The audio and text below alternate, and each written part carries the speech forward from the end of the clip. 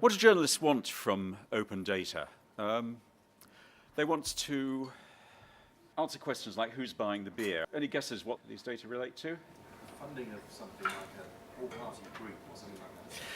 Well spotted. It's the all-party group on beer.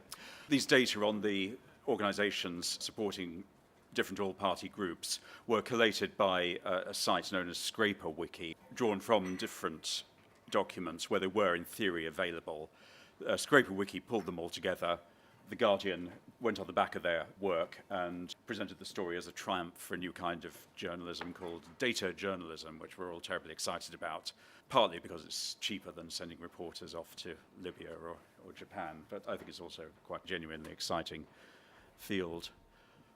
I think most of you have seen the Guardian's data store site launched last year. It's like all journalism, instant history. It reflects what are the obsessions of the editors at the moment rather than the longer view. So I think I pulled this off earlier this week. It's really just what is tickling the interest of the reporters on the paper at any one time. But I think it's still a valued effort and something we're quite proud of producing.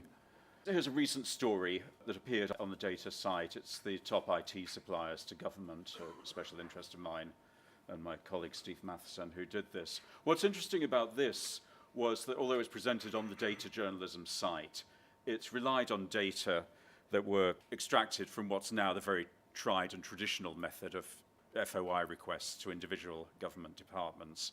And this for all sorts of reasons we heard earlier. The cost to government of doing it, the delays, is just not a very satisfactory way of doing things. And it causes a problem for this sort of work because the customized, bespoke responses, some of them contained VAT, some didn't, some classified IT in different ways. So the ranking is open to all sorts of questions. One thing we are doing much more is using sites like My Society's What Do They Know? It's a central clearinghouse for FOI requests. Recommend you use it. Here's my entry. This shirt gets around. I use the FOI quite sparingly, in fact. A couple of years ago, I managed to get some correspondence between Ordnance Survey and its a lobbying agency it had recruited, which was quite interesting. The documents all came as paper documents in a pile, literally, about that, with various names redacted, which was a complete waste of time because I knew all the names anyway. So it must have taken someone a long, long time to put those together. The other one I'm after is the business case for the current census. This is a typical sort of story that's coming out, taken more or less at random from spending data that's now being made available. This is your classic, council spends money on blackberries while cutting the bins or whatever type story.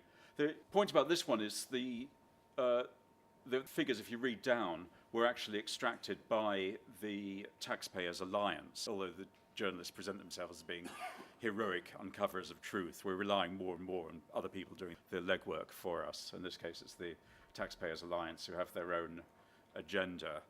I think the council actually responded quite well to this on the feedback. This is a perfect response, just saying there is a business case for these things. They do make us work better. So for the public sector who find themselves at the receiving end of this sort of knee-jerk journalism, I just would recommend just engage and fight facts with facts. You won't win against the Daily Mail, but at least you'll get yourself up there on record.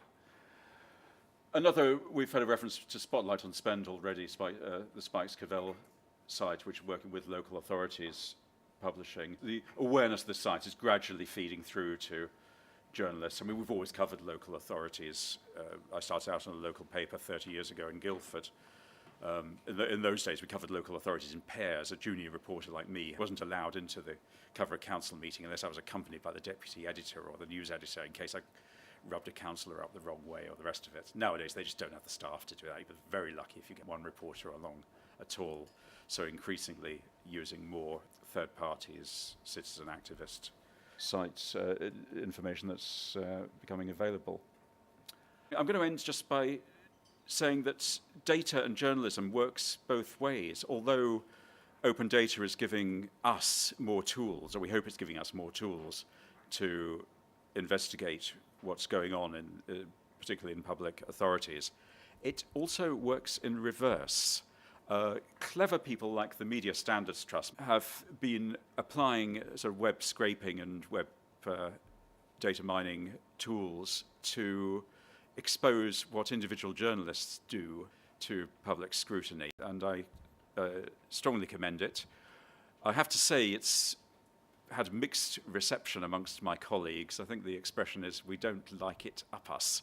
So I'd say use it more. Here's my entry, which doesn't show a particularly great work ethic. I think I've done 2 articles. It looks like I do about 2 articles a month, which is way out. The floor of the site, of course, is still relying on a handful of national newspaper BBC websites.